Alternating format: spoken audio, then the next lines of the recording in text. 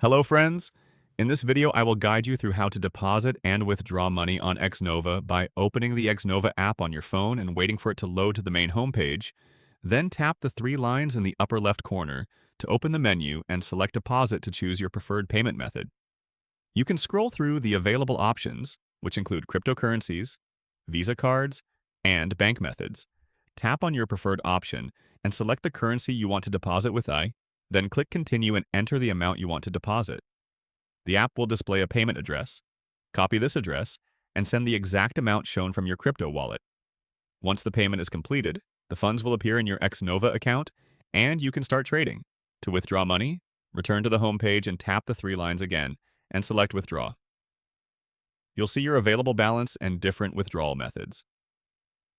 Choose your preferred method and enter the amount you want to withdraw and paste your wallet address.